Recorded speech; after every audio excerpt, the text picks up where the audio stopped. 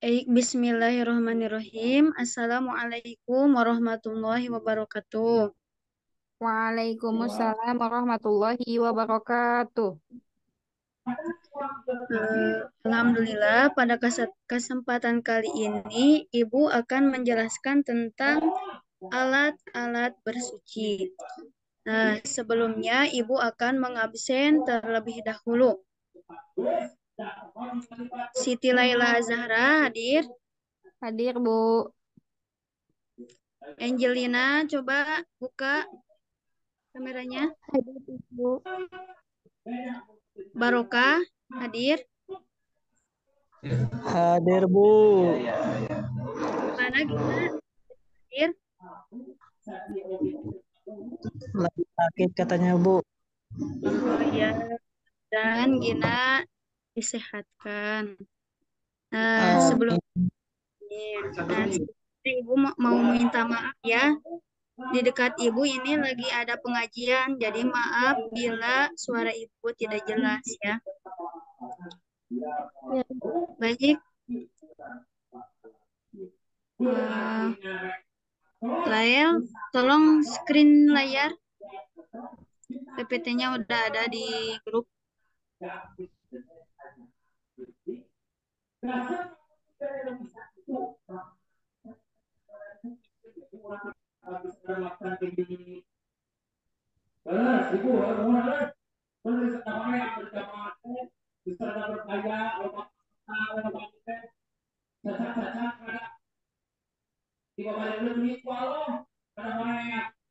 Nah, sudah terlihat? sudah. Ada Nah, Bu. baik. Ya, baik. Pada kesempatan kali ini, Ibu akan menjelaskan tentang alat-alat bersuci.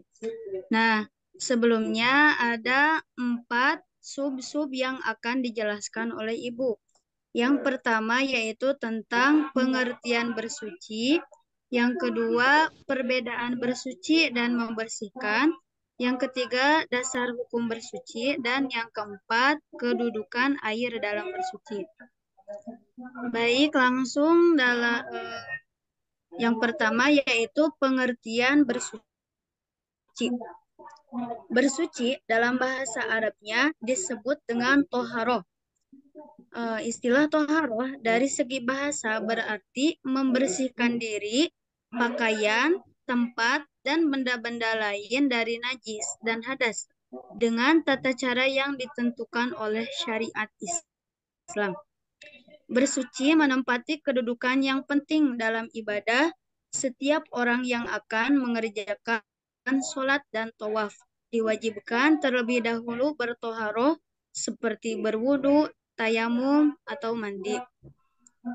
Nah, selanjutnya ada perbedaan bersuci dan membersihkan.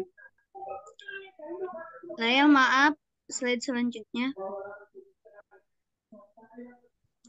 Nah, yang kedua yaitu perbedaan bersuci dan membersihkan. Yang pertama ada bersuci lahiriah. Bersuci lahiriah atau hisiah yaitu meliputi kegiatan bersuci dari najis dan hadas. Contohnya membersihkan badan, tempat tinggal, dan lingkungan dari segala bentuk kotoran atau najis. Bersuci lahiriah ada dua, yaitu yang pertama bersuci dari najis adalah berusaha untuk membersihkan segala bentuk kotoran yang melekat pada badan atau yang ditempati. Cara membersihkannya yaitu sesuai dengan bentuk dan jenis kotoran yang dihilangkan, seperti dibasuh sampai hilang rasa, bau, dan warnanya. Nah, yang B ada bersuci dari hadas. Apa bersuci dari hadas? Bersuci dari hadas adalah menghilangkan atau membersihkan hadas dengan cara berwudu atau mandi. Cara menyucikannya disesuaikan dengan jenis hadas yang akan dibersihkan.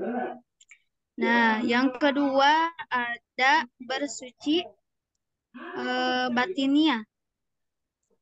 Bersuci ya adalah membersihkan jiwa dari kotoran batin berupa dosa dan perbuatan maksiat seperti syirik, takabur, hasud, dendam, nifak, dan ria.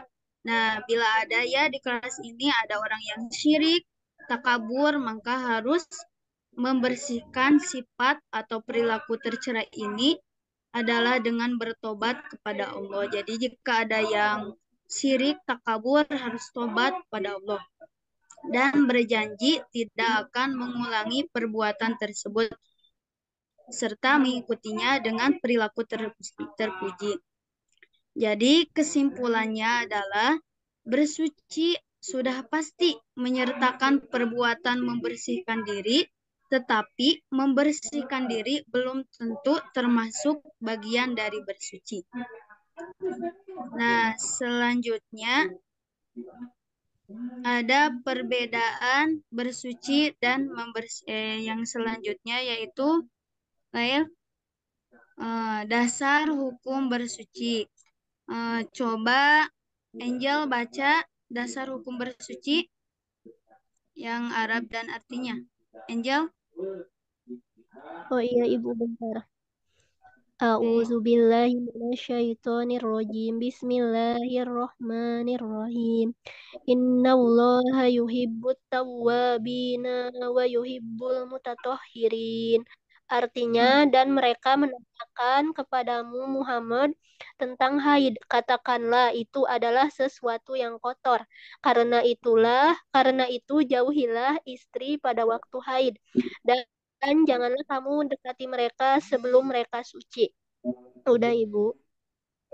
Ya. Ya. Nah, selanjutnya sampai sini sudah paham? Insya Bila Allah. ada Insya Allah. yang tidak paham, tanyakan ya. Nah, yang kedua, yang sub B yaitu kedudukan air dalam bersuci. Air dari pembagiannya secara garis besar adalah alat yang dapat digunakan untuk taharah. Ada dua macam, yaitu air dan benda-benda selain air atau benda padat. Air merupakan alat taharah yang utama. Meskipun demikian, tidak semua air yang dapat kita gunakan untuk bertaharah. Nah, Ibu sudah membuat skema air-air yang dapat digunakan untuk bersuci atau toharo. Yang pertama ada tuh gambar air hujan. Nah, jadi air hujan bisa dipakai untuk bersuci. Yang kedua tuh ada gambar air sungai. Nah, air sungai juga bisa dipakai untuk bersuci atau bisa disebut dengan air tohir mutohir. Nah, yang ketiga ada air perigi. Air perigi itu air sumur ya. Nah, ini juga bisa dipakai untuk bersuci. Yang keempat ada air laut. Nah, air laut. Yang kelima ada air embun, yaitu air embun. Yang keenam ada air salju. Nah, semua ini bisa dipakai untuk bersuci juga bersuci dan juga menyucikan.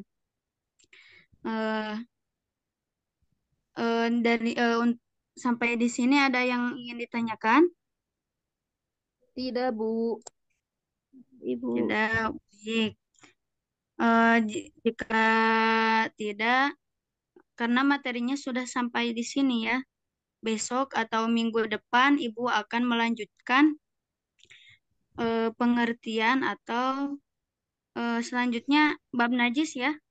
Minggu depan Ibu akan menerangkan tentang najis, najis mutawasito, mukhaffafah. Baik, dari Ibu cukup sekian.